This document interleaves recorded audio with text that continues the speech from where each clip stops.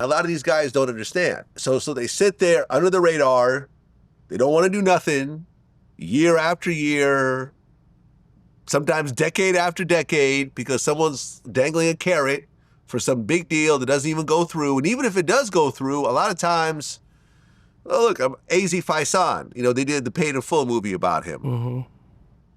I don't think he got, the amount he got was not a huge amount.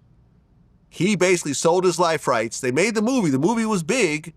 He had no control over the script. They made him into a snitch at the end of the movie. He said it wasn't true, but he had no say in it. You sold your rights. So you're going to get a big look, but you're not going to get a big bag. You're going to lose control, and you could have done stuff along the way to build up, your profile. And listen, man, yes, people like me and you know who King Tut is. The average 20-year-old has no idea who this is. The people who died before 2Pac was even born, people who were born like after 2Pac died, they're not as connected to these stories. Gerald Prince Miller, yeah, if you're from Queens, yeah, but Supreme is the bigger name. So, like I said, we were right there. We're like, okay, cool. Like the price he gave me, eventually I said, okay, cool, I'll give him the price he initially asked for after a little bit of back and forth. Nah, someone came in and said that, not to do it, and you're going to need to pay 10 times that or some shit. I'm like, all right, that's the other conversation.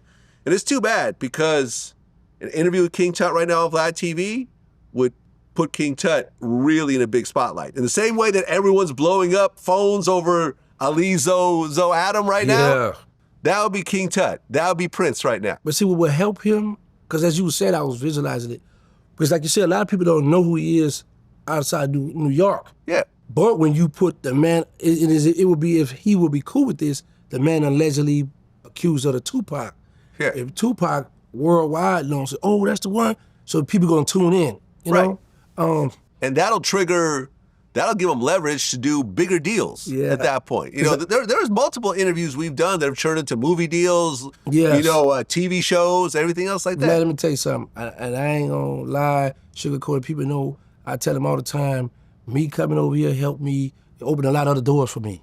A lot of other doors, so I'm grateful for that. And sometimes I be wishing that a lot of these guys come home and get with certain people that can break this down. How does YouTube go? How does it go? Bro, listen, it's millions, it's people who watch that you would be surprised at watching.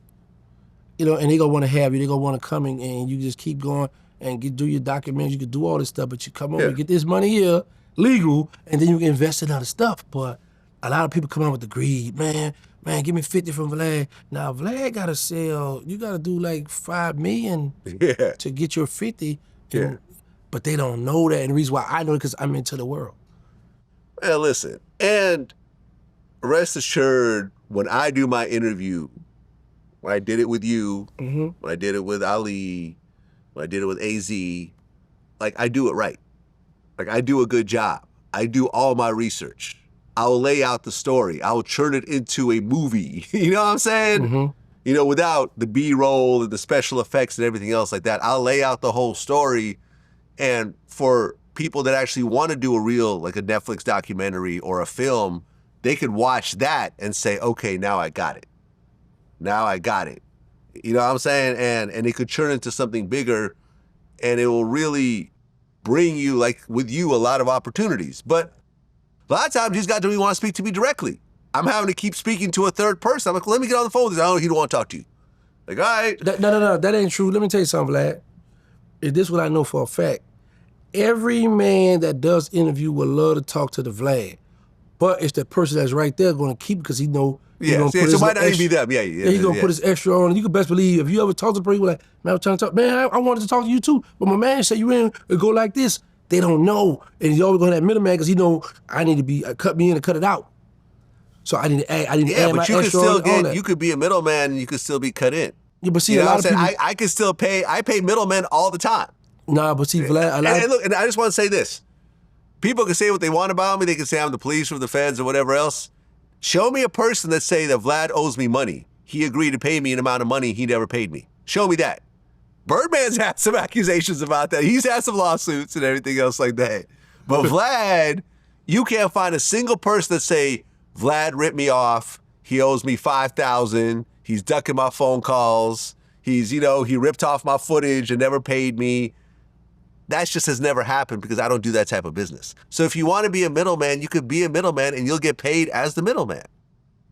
But see, some people, like I said, people look at it like, I need to be in contact with Vlad. I want that number. I want to have that line so I can do everybody else. Because if a person, say if I had a middleman, and if a person, instead of talking to you, and then I get the line, now they cut out. So now every time I come to you, usually you'll go through them, you'll call this person.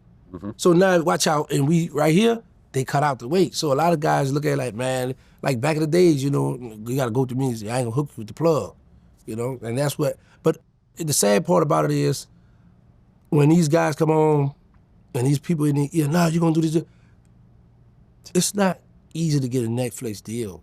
It's because you gotta think about this, Vlad, and I'm hoping that somebody get this to them brothers. Certain stories, people don't want to hear no more. This is a different world we living in now. Yeah. But when you tie the people with certain up-to-date people, oh, that's such and such, now, and you got to give the right people to paint this picture.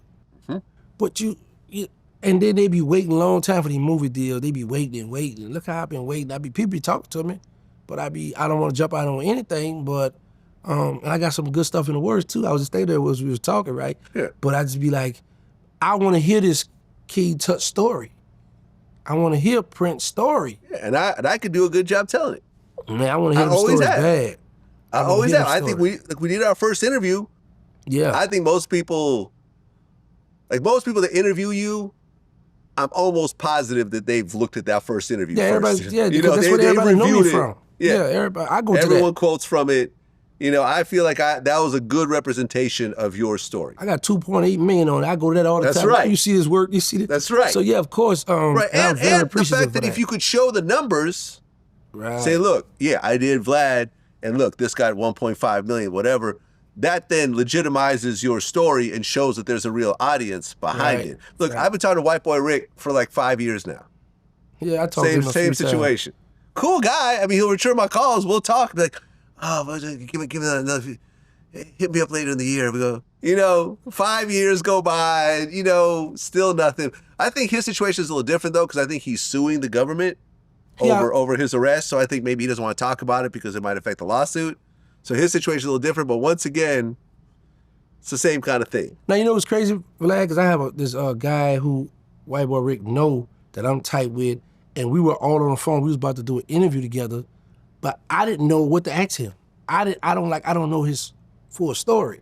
But he was like, yeah, this is my man, I'm gonna do it for him. And we was there, but I was like, y'all, I'm gonna hit y'all back. And I never did because I didn't know what to ask. I don't, you know what I'm saying? But I'll help you out with the research. Huh? I'll show you how to do the research. Yeah, because I was like, okay, I heard, you know, I be so stuck at the tunnel vision. Sometimes I be thinking about my stuff, my story, but now I'm getting to the point, okay, now you get burnt out now, and now you got to start looking at other stuff. But yeah, I spoke on the phone, I think, twice. Yeah, man, cool guy. Yeah, very cool guy. Cool guy. I have nothing bad to say about him, except for him not doing an interview with me.